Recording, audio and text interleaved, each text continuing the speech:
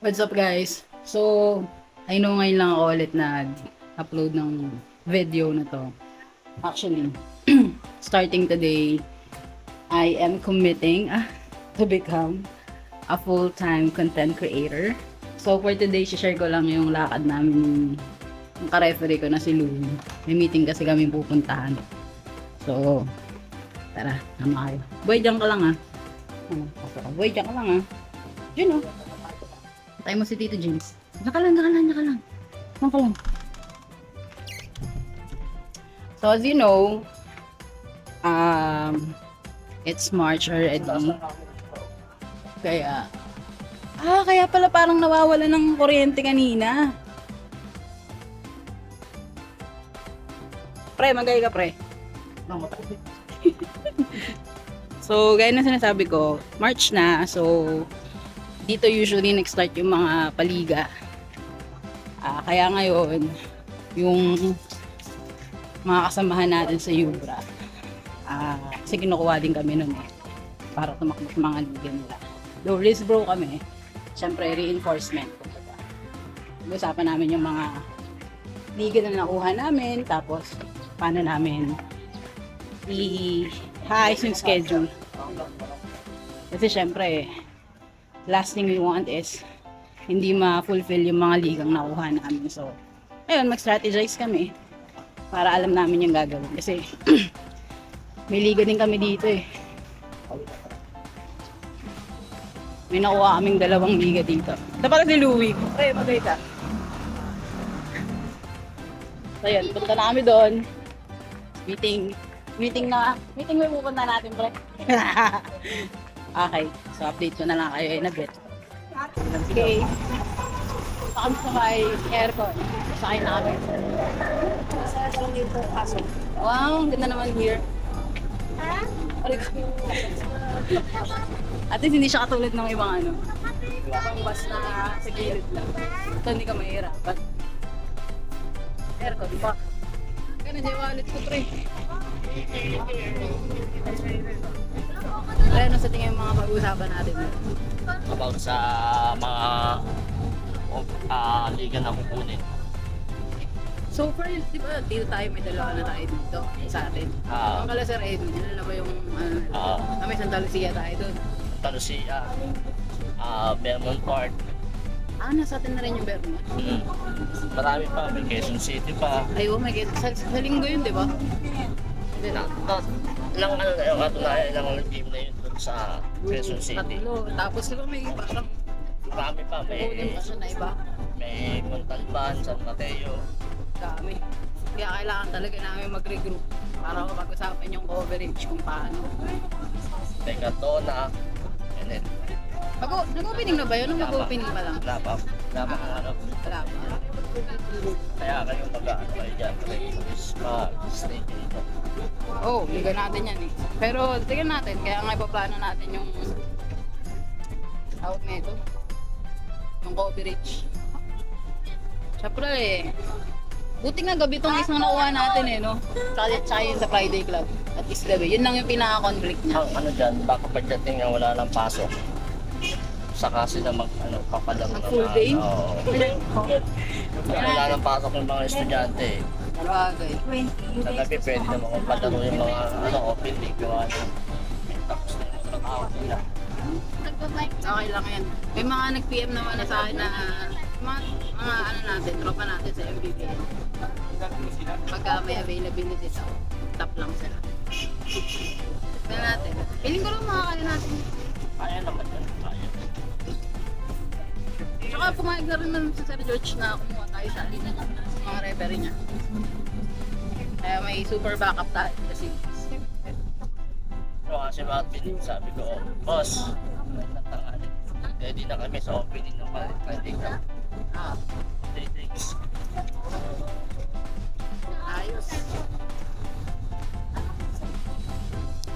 Monday Club, malapit na natapos. Na tayo, meeting na. Santa Lucia natin. Then nag-opening muli yung Wednesday Club. Nagkabiglaan nung Wednesday. Buti na lang nakatambay today. Ito tumawag sa akin. Sabi niya, opening pala. Ayop na yun. Hindi talaga. Pumunta rito. Kasi hinahanap ko yung ano, yung girlfriend. Boyfriend na lang kasi. Sa'yo eh. Eh,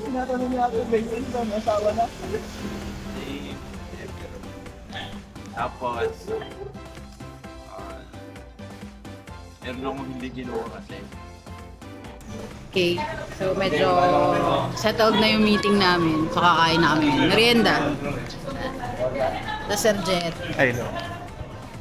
Sir ano? Sir ano yun? Suplado. Pakasuplado naman yun. Sir BJ. Sir Edwin.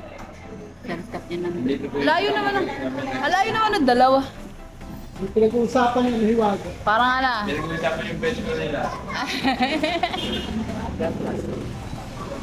Tayo kay merienda. Ang mga... Hindi ka napupusok.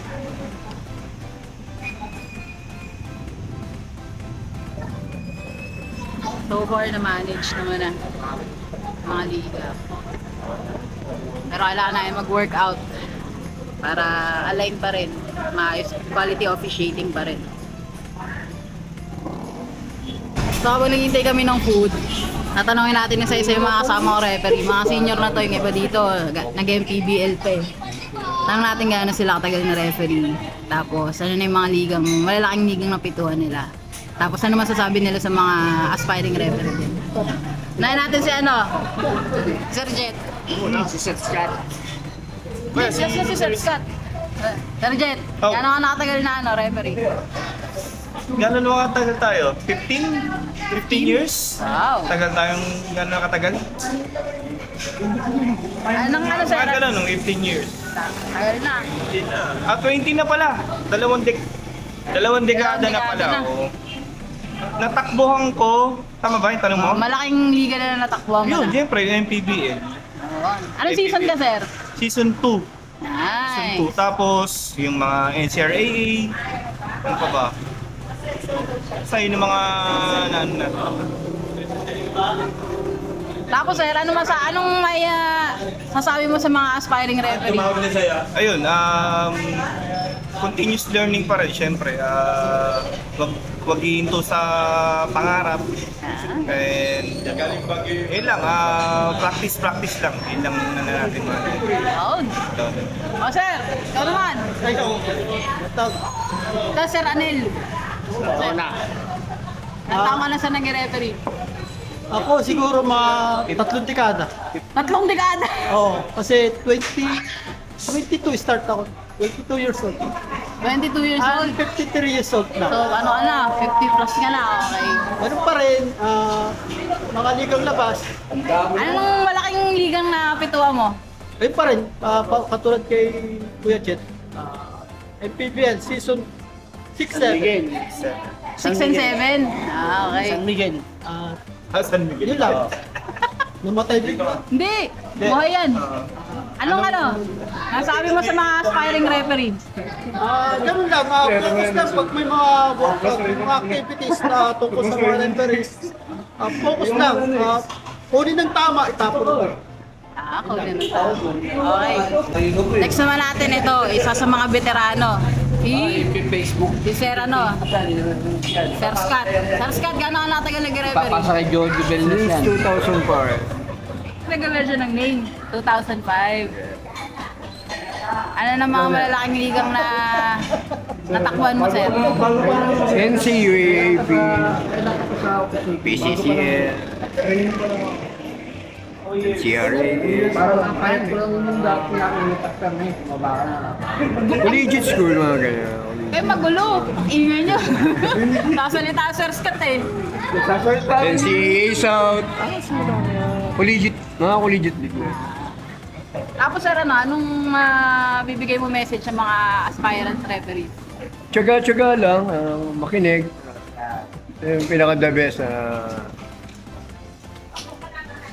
makinig sa mga nagtuturo. Attitude, number 1 yan. Bakit attitude, Sir? Kailangan yan. Pag pangit ang ugali mo, hindi ka tatagal sa pagre-referee. Tandaan niyo yan.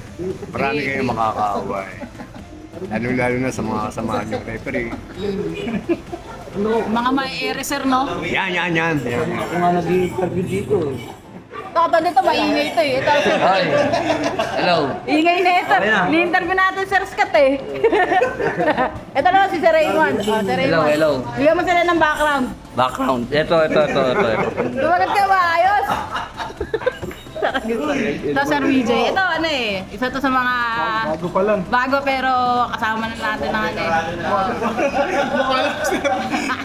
Mukha lang. Sir, gano'n ka nakatagal nag-referee? Mga 3 years pa lang.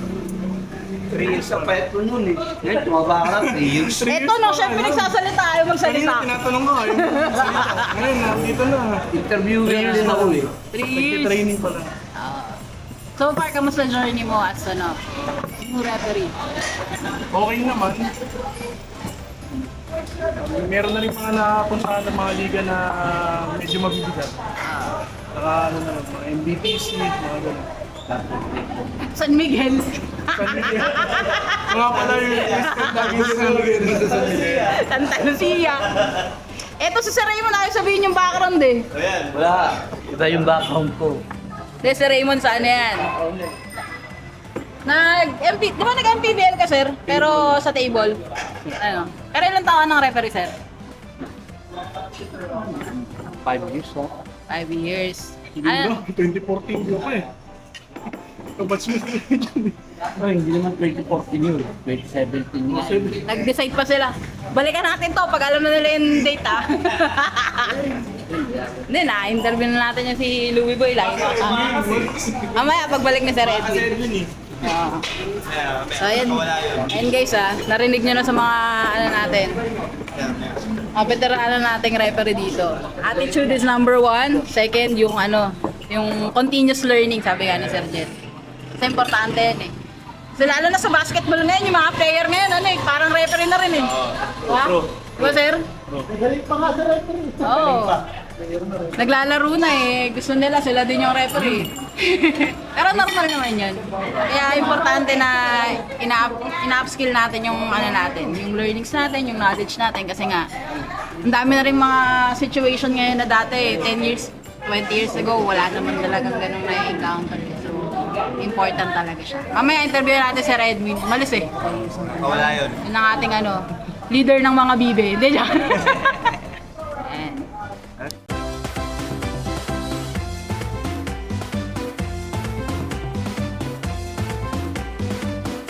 O guys, ngayon ito naman yung sa mga malulupit na senior dito. Malupit daw. Sir, ano, share mo naman, ilang taong ka ng referee? 20 years? 20 years. Ano na yung mga ano, malalaking liga na natakbuhan mo? Ano lang po, nag-start po ako sa Milo Little Olympics. Then, NCRAA. Nakatakbo rin ako ng MPBL Season 2. Bata Esquaa. Nice. Natakbuhan ko rin. Sir, sa mga ano ngayon, aspiring referee, anong masasabi mo? Anong 1 or 2 things na pwede mong i-advise sa kanila? Ang lagi naman pong tinuturo ng aming mentor, attitude ang laging una na dapat na pinangangalagaan ng isang referee. Bakit attitude, sir? Sa attitude, dun mo makikita, dun gaganda performance mo. Kung yung attitude mo maganda, susunod ka sa tamang proseso ng pagre-referee. Pero kung may attitude ka na hindi maganda, hindi rin maganda pupuntahan mo. Kailangan laging nasa Diyos ang ating concentrate. And guys, narinig nyo na sa veteranong referee na napaka-pogi. Thank you, sir. Thank you. Ingat ka pag-drive. Tapos na, meeting adjourn na. Ano, uwi na kami, oh. Pero ingat. Pero ingat. Ingat. Thank you. Ano, meeting adjourn na tayo. Adjourn na. Ready na kami sa mga liga. Okay. Ayun na. Ayun, pinakamalupit, oh. Sir. Oh. Abot sa akin yan. Sir. Hindi abot sa ito. Bye. So, ayun, nakauwi na kami. Dito na ako sa bahay. And I hope dun sa mga shinare nung mga kasama kong referees, meron kayo natutunan, right? And those are really coming from the experience din na napagdaanan na nila. Sa akin naman, I think one thing that I would like to share too, I started being a referee 4th year high school pa. So that was back 2006, if I'm not mistaken. Yeah, 2006. And then, nagdire-diretso naman. Though, when I started working sa BPO, medyo, ang nakukommit ko na lang sa pag-referee was every weekend na lang, or minsan hindi pa nga. Meron ding 1 or 2 years yata akong totally hindi talaga nag-referee. But eventually, up until now, kung tatanggalin natin yung 2 years, kasi overall, since 2006, around 19 years na dapat right? Pero meron nga tayong mga inactive years din. So, at least around 15 to 17 years na rin tayo nag-referee. Because it's a passion for me So, I really like yung sinabi ni Sir Scott na attitude, yung isa sa mga pwede namin i-share sa mga aspiring referee, that you have to really have a good attitude when you go to this kind of field, right? Tapos yung sabi ni Sir Jet na continuous learning, kasi nga as we go along, as the years goes by, diba, very nag-innovate din yung laro ng basketball. So dapat talaga updated tayo sa mga rules, sa mga interpretations, and at the same time kaya natin siyang i-execute kapag nasa game na tayo. For me, apart dun sa sinabi din ni Sir Edwin, diba, na sa kanya din attitude na marunong tayo dapat makinig. For me, it's also you have to be patient as well sa process, kasi hindi naman lahat ng pagkakataon makukuha agad right? Kasi every game is a chance for us to learn, to improve, and of course grow. We just have to really respect the game, i-respect din natin yung mga players, and of course yung mga fellow referees natin.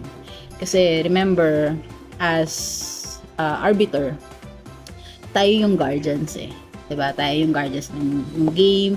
Yung pinaka-trabaho natin dito is to make sure na yung game is played fairly and with the right spirit, right? Integrity nga, kumbaga, sabi ni Sir George din, every time dapat we officiate with all integrity and honesty sa game.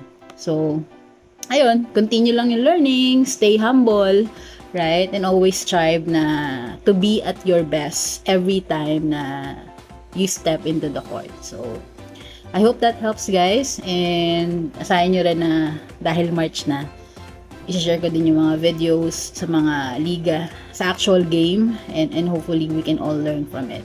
Okay? So, kung bago ka dito sa video na to, pa-follow na rin ako, and don't forget to also like this video, share mo na rin sa mga kapwa natin referees or yung mga aspiring referees. And kayo, you can also put in the comment section gano'n na kayo katagal na referee, and ano yung mga pwede nyo pang i-advise dun sa mga aspiring referees natin. Okay? So yun lang naman, and I hope I see you on my next video. Thank you!